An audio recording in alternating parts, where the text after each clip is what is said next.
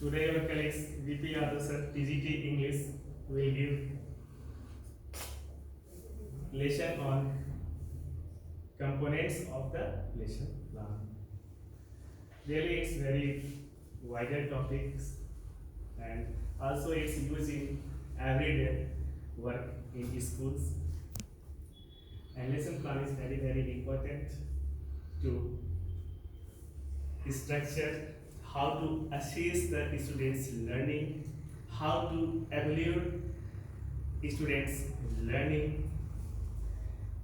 Here, no doubt, John Dewey was known as the birth cause of lesson plan, but finally, father of the lesson plan, Frederick Herbert. So here, sir will introduce to you all with the topic components of lesson plan in wider way. Welcome, sir. Thank you, Satish. I am VP Yadav. I am going to telling about components of lesson plan. What is the lesson plan? Importance of our education system and our educational life, and every places we have to know about the lesson plan. First of all, I would talk to about lesson plan. Plan is the matters where we have to know about everything in our life, what we have to do, what will we have to do in your future also. So firstly, I would like to start now from Mr. One of them, a person who has to tell about the lesson plan. The lesson plan means that a plan means योजना जब हमारे दिमाग में आता है तो ये चीजें हमारे माइंड में प्रेजेंट ऑफ माइंड हो जाता है कि हमें करना क्या है, what we have to can do in your future, what we have to doing in present time. Firstly I would talk to about Swami Vivekananda has told about the education. All power is within you. You can do anything and everything. Believe in that. Firstly, you have to know about the plan. Plan means that आपने महाराणा प्रताप का नाम सुना होगा. महाराणा प्रताप और Akbar Mewar geographically उस समय महाराणा प्रताप के लिए भी इम्पोर्टेंट था और अकबर के लिए भी इम्पोर्टेंट था. अकबर चाहता था कि मेवाड़ हमारे हिस्से में हो जाए और महाराणा प्रताप को चाहते थे कि मेवाड़ को हम किसी तरह से बरकरार रखें. अब यहाँ पे देखा जाता है कि स्ट्रेटजी क्या होना चाहिए. दोनों को उस वस्तु की ज्यादा से ज्यादा लालच था. दोनों को जियोग्राफिकली कंडीशन से आप देखें तो दिल्ली से बहुत सटा हुआ एरिया है मेवाड़, और उनको भी चाहिए था और इन्हें भी चाहिए था. अब देखते हैं कि उस समय पूरे भारत का एक ताकतवर सम्राट के रूप में, क्योंकि आज तक पूरे हिस्ट्री में 3 ही लोगों को सम्राट का दर्जा मिला है, जिसमें अकबर द ग्रेट जब मेरे माइंड में आता है तो प्लान सेटअप हो जाता है कि प्लान होना क्या चाहिए था. हल्दी घाटी का जो मेवाड़ उस तरफ जियोग्राफिकली कंडीशन से आज भी आप देखेंगे तो उस महाराणा प्रताप के शौर्य और गथा को आप पाएंगे तो अकबर के नाम से आज तक का क्वाइन भी नहीं चला है, जबकि महाराणा प्रताप के नाम से आज भी वहां पे देखेंगे. अगर आप उसके आर्कियोलॉजिकल सर्वे ऑफ इंडिया को उठाएंगे तो आपको पता चला कि महाराणा प्रताप के नाम से सिक्के तक भी चला करते थे. तो आप समझ सकते हैं कि उस समय अकबर के पास 80,000 का सेना था. उस समय 80,000 का सेना था, जबकि महाराणा प्रताप सिर्फ अकेले मेवाड़ में खड़े थे. अब उनके दिमाग में प्लान क्या होना चाहिए, अकबर से उन्हें जीतना था. हम यहाँ पे कह सकते हैं कि अकबर के सेना में दम था, जबकि महाराणा के सीने में दम था. इस कंडीशन से वो भीलों के सेना बनाते हैं और 80,000 के सेना पर मात्र ये 15,000 के सेना बनाते हैं. इसने स्ट्रेटजी तैयार करता है, प्लान तैयार करते हैं और बताते हैं कि एक व्यक्ति 5 को मारेगा. महाराणा प्रताप 7 फीट का हाइट, उनकी बॉडी का आप स्ट्रक्चर देखें, 7 फीट का हाइट, 10-10 केजी का जूते और 30 केजी का भाला, बहलोल खाऊ का कैसे काट डाला. ये चीजों को आप जब देखेंगे तो आपके पूरी तरीके से आप प्रभावित हो जाएंगे. अर्थात हम समझेंगे कि प्लान होता क्या है. हम बार बार सुनते हैं कि थॉमस एल्वा एडिसन ने बल्ब का इन्वेंशन तो कर दिया, लेकिन हमने उसके बैकअप को देखा तो समझ में आया कि नहीं, उस बल्ब को इन्वेंट करने से पहले उसने 999 बार फेल किया। उसके टीचर ने बोला ड्रॉप आउट था, फेल था, ड्रॉप आउट था, माइंडली डिस्टर्ब है, माइंडली डिस्टार्टेड है, लेकिन जी नहीं, वो व्यक्ति के अंदर एक प्लान चल रहा था, उसके अंदर एक प्लान चल रहा था, वो चाह रहा था कि हमें एक नया इन्वेंट करना है। उस व्यक्ति का नाम Thomas Alva Edison. Thomas Alva Edison के उसके पेरेंट्स तक उसके विरोध आ गए थे, उनके टीचर तो उनको डिसाइडेड कर ही दिए थे, लेकिन उसने व्यक्ति ने क्या कहा, हम पागल हैं, हमें पागल ही रहने दो, हम पागल हैं, हमें पागल ही रहने दो, मेरे अंदर जो सीने में जख्म है वो तो फूल के गुच्छे हैं, हम पागल हैं, मुझे पागल ही रहने दो, क्योंकि पागल ही अच्छे हैं। आइए हम शुरुआत करते हैं अपने जीवन की प्लान और शिक्षा की प्लान में लेसन प्लान की क्या भूमिका होती है। अगर मेरे पास प्लान न हो तो जीवन की सारी चीजें निरर्थकता में बदल जाती है, और उसी निरर्थकता को सार्थकता में बदलने के लिए हमें एक प्लान चाहिए, वेल प्लान चाहिए। आइए देखते हैं प्लान होता क्या है।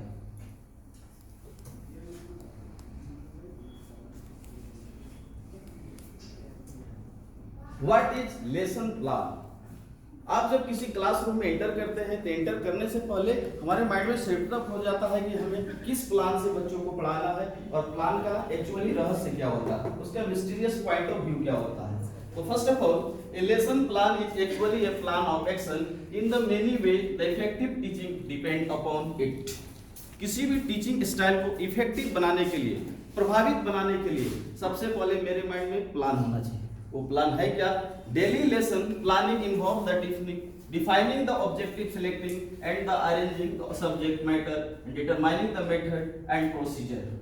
प्रोसीजर करने का सेंस है कि हम किन किन रेफरेंस के रेंज में बात करेंगे। हम जब क्लासरूम में जाएंगे तो हमें किन किन रेफरेंस के रेंज में हमें बात करना होगा, इन चीजों को अपने माइंड में हमें सेटअप करना होगा। ये होता है रेफरेंस के रेंजेस।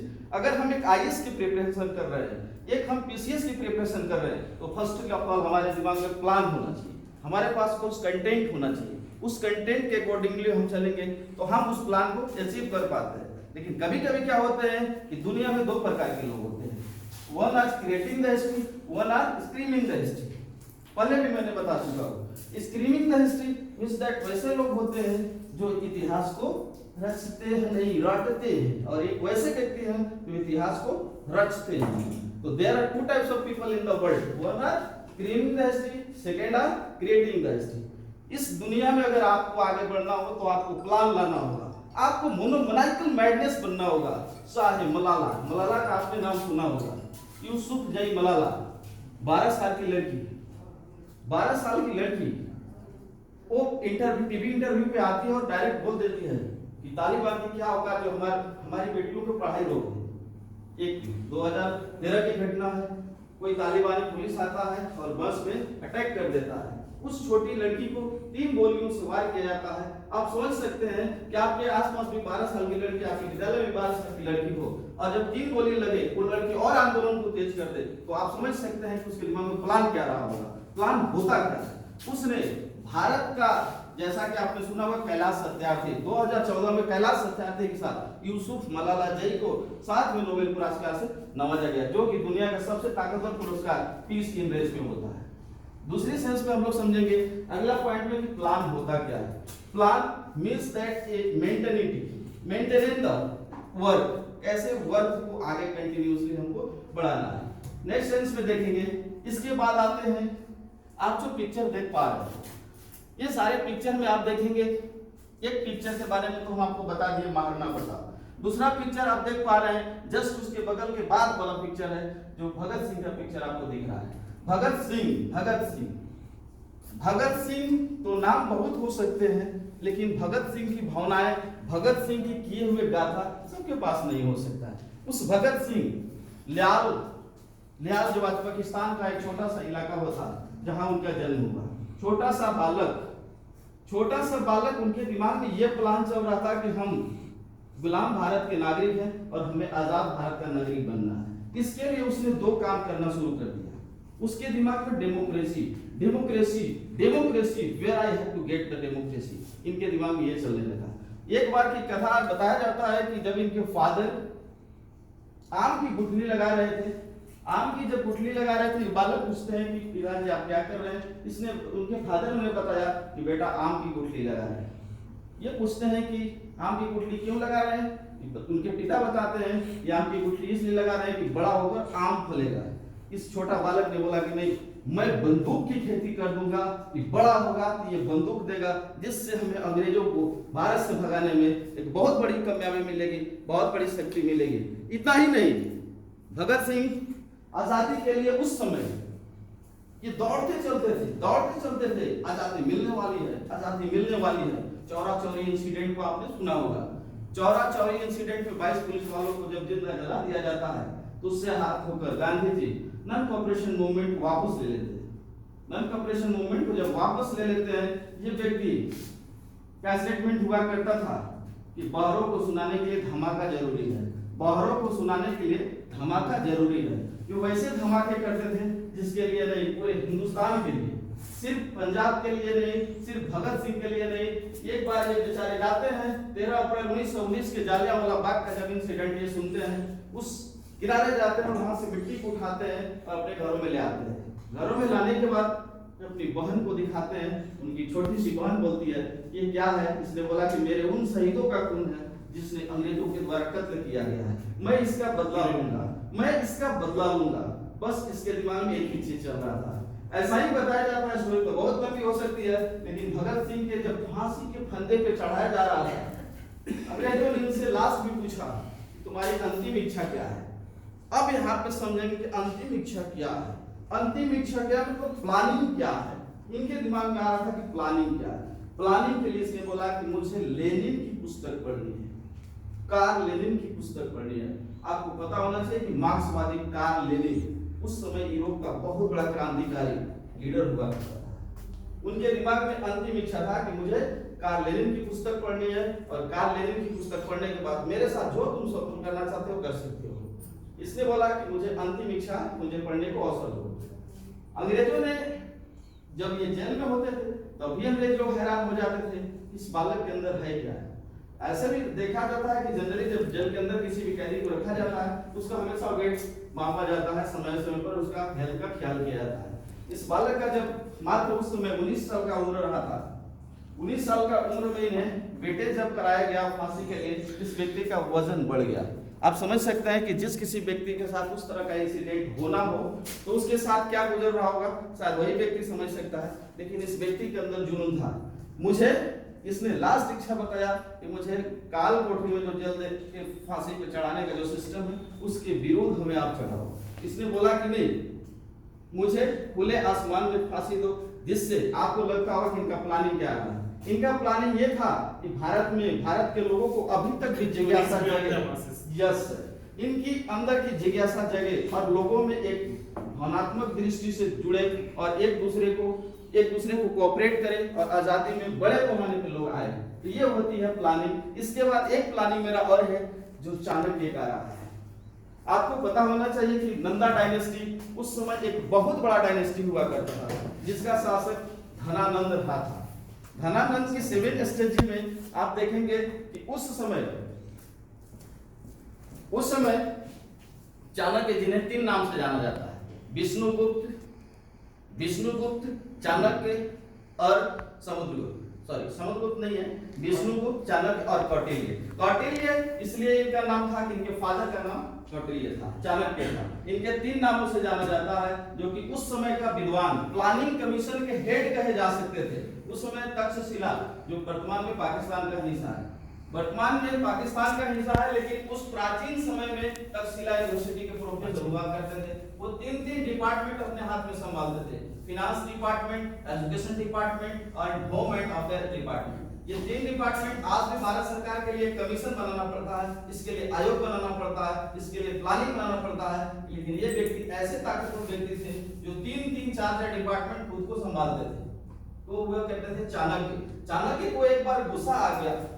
धनानंद एक थोड़ा सा क्रूर टाइप का शासक था, वो अपने शासक में मशगूल था, जिसने बताया कि आप जो टैक्स जनता से लेते हो जनता के ऊपर ही खर्च करो। लेकिन ये व्यक्ति को उतना में गुस्सा आ जाता है, बोलता है ये पंडित तुम अपनी पंडिताई करो, मुझे शिक्षा देने की कोई जरूरत नहीं है।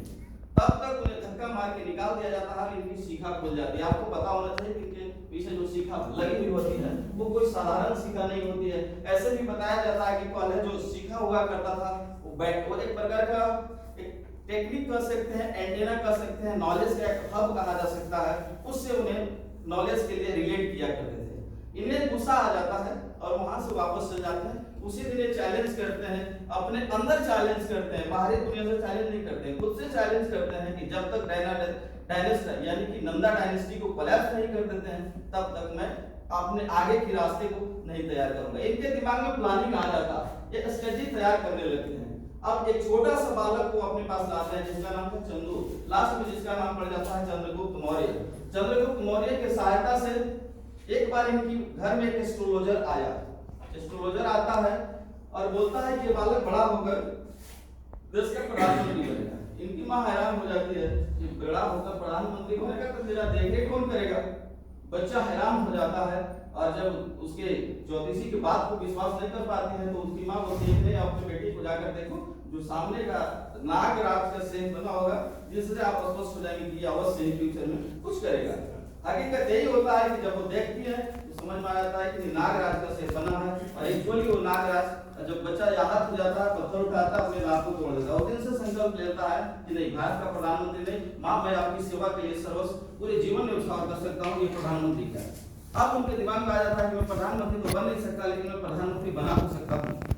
ये एक टीचर का भी कर्तव्य होना चाहिए कि अगर हम शिक्षक हैं तो कोई जरूरी नहीं कि हम शिक्षक तक ही बनाए, हम आईएएस भी बना सकते हैं, पीसीएस बना सकते हैं, दुनिया का कोई भी ताकतवर व्यक्ति को हम यहाँ से प्रोडक्ट के रूप में तैयार कर सकते हैं। इनकी strategy as like the teacher के ऊपर भी फॉलो होता है। वहां से अगर हमें दो चीज को लेना होगा तो पहला चीज हम लेंगे कि कोई भी बच्चा को, एक राइटर आपके बहुत अच्छे साइकोलॉजिस्ट हैं बताते हैं कि हमें कोई भी बालक को उसको हम डॉक्टर, इंजीनियर, चोर कुछ भी बना सकते हैं। ये डिपेंड्स किस पे है, एक शिक्षक पे है।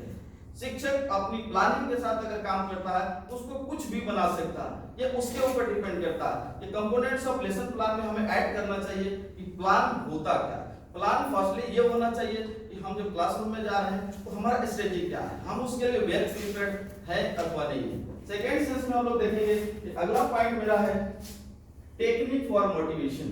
पहले जैसे ही क्लासरूम में इंटर करेंगे तो पहले मोटिवेशन होना चाहिए, बच्चे मेंटली प्रिपेयर्ड हैं या नहीं है, उसको हमें रीड करना होगा। वार्म अप, देन रिव्यू उसका लेना होगा। रिव्यू मतलब प्रीवियस नॉलेज, जो हम टेक्निक का इस्तेमाल करते हैं। टेक्निक का इस्तेमाल क्या करते हैं, जैसे जो आप मेथड का यूज करते हैं, जैसे जो आप इंडक्शन मेथड हो, डिडक्शन मेथड हो, प्रीवियस नॉलेज हो, एक्सप्लेनेशन मेथड हो, तो सबसे पहले हम बच्चों का कैपेसिटी को रीड करेंगे कि जो हमारे क्लास के बच्चे हैं वो उस लेवल के हैं अथवा नहीं है, या प्रीवियस नॉलेज से हमें उन्हें कोरिलेट करना होगा। Yes, known to unknown. Second phase में हम लोग देखेंगे today we are learning to understand medicine levels. Medicine means technology. Technology आज के सेंस में जो हमारा टेक्नोलॉजी है और टेक्नोलॉजी को हमें कैसे यूज करना है, क्योंकि आज टेक्नोलॉजी पे डिपेंडेंट सारे एजुकेशन प्रोवाइड किए जा रहे हैं, ऑनलाइन हो या ऑफलाइन एजुकेशन हो। जितने आप बड़े पैमाने पे देखेंगे तो भारत जैसे जगह पे आपको लगेगा कि ऑनलाइन एजुकेशन थोड़ा टफ है, लेकिन अन्य कंट्री में आप देखेंगे तो इससे पहले ही ऑनलाइन एजुकेशन बहुत सारी चीजों को प्रोवाइड किए जा रहे हैं।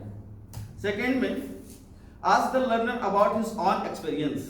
जो लर्नर्स होते हैं, जो फीडबैक जैसे हम बोल सकते हैं, उनकी एक्सपीरियंस को हम गेन करेंगे। एक्सपीरियंस को गेन करेंगे कि मैंने जो पढ़ाया वो बच्चा सक्सेस हुआ कि नहीं। अगर बच्चा सक्सेस नहीं हुआ तो मैं भी नहीं सक्सेस हुआ।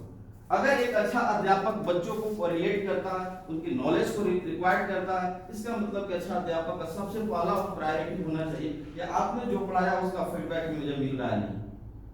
अगर ऐसा नहीं मिलता है तो कहीं ना कहीं हमको अपने ऊपर वर्क करने की जरूरत है। हम अपने मेथड को चेंज करेंगे, हम अपने सिस्टम को चेंज करेंगे, वरना बच्चा तो कोई भी बच्चा वही होता है जो हमारे विद्यालय का हो या अन्य विद्यालय का हो। हमें टेक्नोलॉजी में थोड़ा सा सुधार करना होगा और फर्स्टली तो मुझे वेल प्रिपेयर्ड होना ही होगा। Next, scripted speaking practice. In pair, have the learner practice the conversation about the medicines from your textbook, or one you have to made up. Provide the proper change to the conversation. Students should be practice it with the several different sets of the vocabulary or circumstance. इसके बाद आता है oral drill. Oral drill कहने का sense है कि बच्चों का जो प्रीवियस नॉलेज है उसको हम बातचीत के क्रम में ही बहुत सारी चीजों को रीड कर पाते हैं, क्योंकि उसके अंदर क्या चीजें हैं वो फर्स्ट में ही आपको हम बताएं कि all power with in you can do anything and everything. आपको खुद पर विश्वास होगा कि हम जो चीजों को पढ़ा रहे हैं वो हम डिटरमाइंड 100% है कि नहीं। बातचीत के क्रम में हम बच्चा से समझ सकते हैं, उससे रिलेटेड क्वेश्चन कर सकते हैं, उससे अगर फीडबैक मेरा बेहतर मिला तो उसके हम उस एंगल से आगे काम कर सकते हैं उसमें। नेक्स्ट है application is not the scripted and it's related to students on the real life।